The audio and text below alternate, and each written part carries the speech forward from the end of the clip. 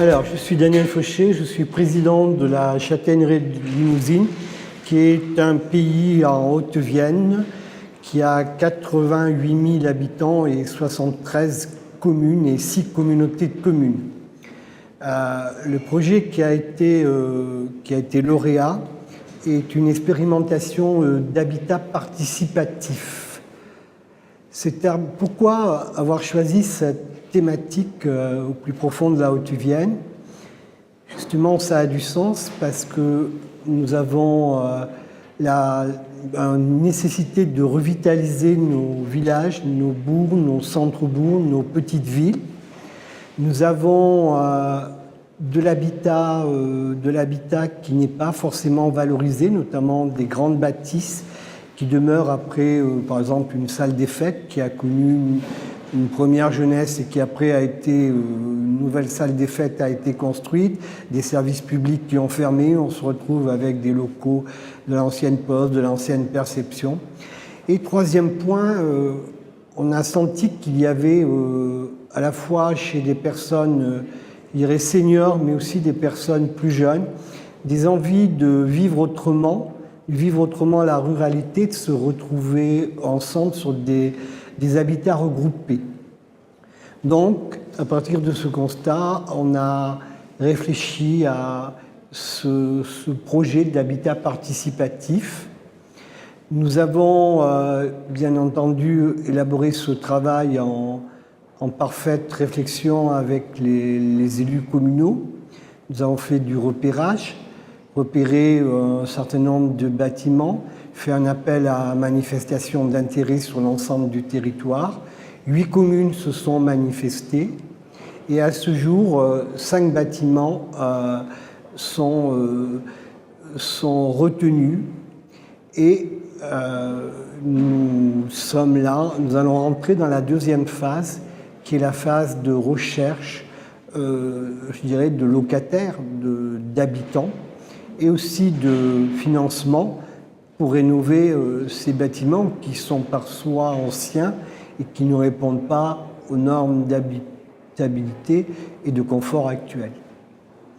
Alors, je dirais, c'est un projet que nous estimons novateur. Certes, la loi ALUR protège ce type introduit et protège ce type de démarche, mais elle est peu fréquente en espace rural, puisque on se regroupe dans des hameaux tout à fait dans les cœurs de la ruralité, ou alors on fait de l'habitat participatif en ville. Mais dans nos bourgs moyens, ce n'est pas encore le cas, ce qui nous a fallu aussi séduire les décideurs de notre conseil d'administration et qu'il faudra encore séduire pour mener à bien ce projet. Pour nous, c'est un projet de territoire, puisque on est innovant, on est en phase avec les attentes des populations et on répond aussi donc à leurs besoins. Et je crois que si des territoires de projet, des territoires de réflexion comme les pays ne vont pas sur ce type de démarche, il sera difficile, soit à du privé ou à d'autres partenaires d'y aller.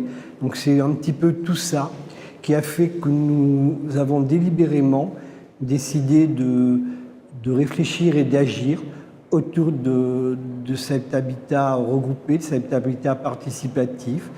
Comme je disais, à la fois pour remettre de la vie et de l'animation dans nos bourgs, dans nos villages, pour permettre à des personnes qui le souhaitent de résider autrement, pour aussi refonder du lien social qui manque des fois cruellement au sein de la ruralité.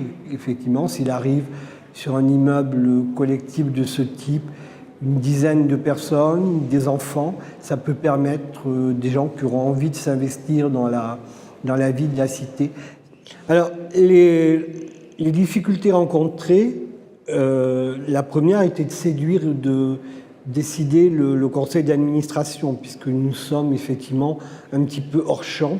Nous sommes dans un domaine d'expérimentation et on sait qu'à l'heure actuelle, les communautés de communes, puisqu'on est maintenant devenu des fédérations de communautés de communes, avec les regroupements, avec l'amplification des missions et des rôles, ont souvent d'autres soucis que d'aller sur de l'innovation. La deuxième difficulté a été effectivement de faire le choix le plus judicieux par rapport aux bâtiments qui ont été proposés. 8 communes ont proposé des bâtiments, mais on n'en a retenu que 6, parce qu'il y avait 2 bâtiments qui étaient trop éloignés de la centralité du centre-bourg et qui n'auraient pas permis de répondre à l'objectif que nous avons recherché. Le troisième point, c'est maintenant de pouvoir, je dirais, amener autre chose que du rêve, amener de la réalité. Sur le papier, jusqu'à présent, bon voilà, on réussit, on a des échos favorables, on a un certain nombre de partenaires dans le domaine du logement, des ciments, un logement, des structures qui ont l'habitude de travailler sur ce type de démarche qui nous encouragent. Maintenant, il nous faut trouver effectivement des locataires, il nous faut trouver des personnes qui vont avoir, avec l'aide du pays, avec l'aide de la châtaigneraie Limousine, à construire ce que sera leur lieu de vie, leur lieu de résidence et leur lieu surtout d'expression au quotidien. Et là, c'est un défi aussi qui est nouveau pour nous. Il est à la fois territorial et sociologique, mais je crois que c'est un beau défi que nous sommes assez fiers de ce projet. Donc là, c'est un projet innovant, c'est pas un projet qui est assis avec des partenaires institutionnels, c'est un projet qu'on doit construire et effectivement le fait d'avoir cette récompense, nous le pensons, va nous permettre de passer l'étape au-dessus. Donc c'est une satisfaction pour le président que je suis.